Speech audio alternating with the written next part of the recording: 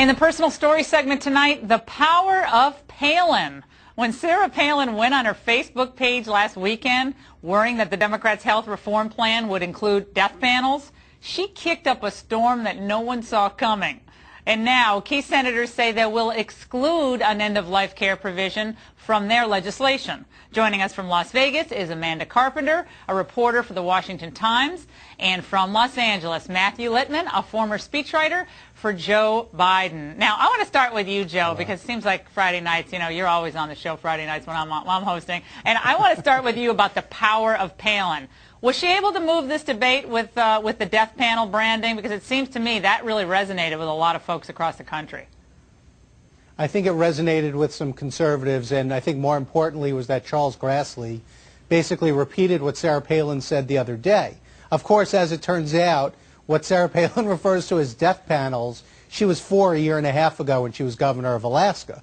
So this is the usual back and forth between Sarah Palin and Sarah Palin. How so is she in favor of death panels? Where she can't. I could read this to you. When she was governor of Alaska, she came out for the idea of talking to people about living wills, of the government paying people back for their living wills.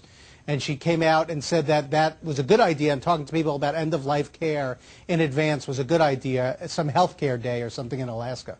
Was that for doctors being given incentives? Yeah, well, I'm not sure she favored doctors being incentivized to give people those kinds of consultations and have those discussions. But Amanda, what's clear here is that Sarah Palin, like her or not, seems to be able to really get under the wisdom tooth like a raspberry seed of the left in this health care debate, all the way from Alaska, even though she's no longer governor.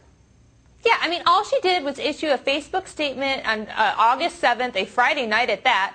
And then less than a week later, it's that provision that she's talking about is out of the bill. I know of no other Republican that has been able to break through, the medical debate over this issue. She got President Obama to talk about death panels and grandma in the same sentence. I mean, that would not have happened otherwise.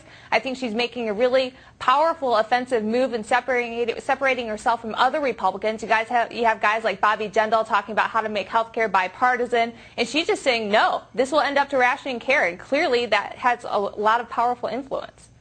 Now, Matthew, she mentioned something in her blog yesterday about Rahm Emanuel's brother, who has had some involvement in the health care debate with the White House, had talks to the White House. And what one of his analyses involves is something called complete lives system, which is a way to allocate resources based on someone's age and past infirmities. It's some type of calculation on how to look and assess people's current condition. And she's concerned that, obviously, because the brother, Rahm, is so close to the White House and he's been consulting, that this could end up having some influence in this process. Do you think that's overstated or real? Well, I'm sure that it's overstated because it's coming from Sarah Palin. I have to tell you, I don't read Sarah Palin's Facebook page and I don't follow her on Twitter. And when she's on VH1 dating Flava Flav, which is what I expect in a few years, then I'll follow Sarah Palin. In the meantime, I don't take her seriously. Hey, Flava okay, Flav. Matthew, here's what I don't get is that the Democrats are like getting smashed in the debate right now by insulting people, by insulting the people who show up at the protests. You will say nasty things about Sarah Palin. She's actually trying to engage in a conversation about I don't think that what she believes. I disagree with you. Yes, she I disagree is. with you. She's actually an individual citizen. I think that thing about death panels No. She's an individual citizen I totally speaking out. disagree with you. I don't agree. And for you to make some slam on her, which I think is, I don't like calling things sexist because I think it's overused, but I think your little comment about her just now reveals just how positively desperate the Democrats look. They called the crowd out there at these town halls. They were the mob. They were the cable chatterers. They're influenced by militias. They're practically the racist Yahoo fringe. This is what they've done to the people of this country. The more they do that, the more popular both the town hall protesters are and the less popular Obama's health care plan is. But Amanda, this is not, I'm not surprised. I'm not surprised that Matthew took it there because she's obviously resonating with Americans, on this issue. You don't have to agree with her on everything. She's resonating on this.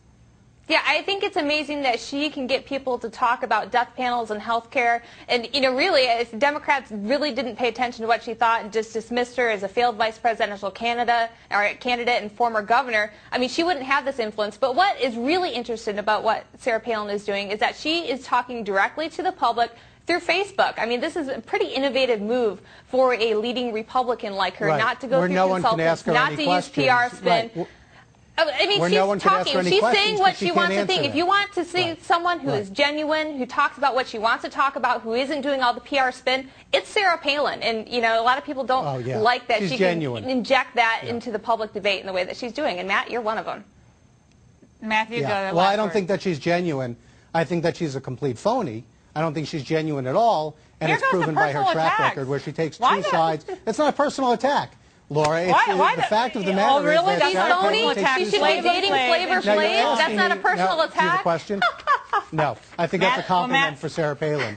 I think if you're asking me, I think Sarah Palin is on both sides of every issue. I think what unwittingly you have shown tonight is that the Democrats, they got nothing left. So they're throwing up anything against the wall and demeaning people. I don't think it's working. It just is a matter of political strategy. You might get a few yucks. You might get a few yucks from the left. Do you want to bet me that health care reform passes? We'll see. I hope so, for God's sake. For our you probably make more money that way. Appreciate both of you.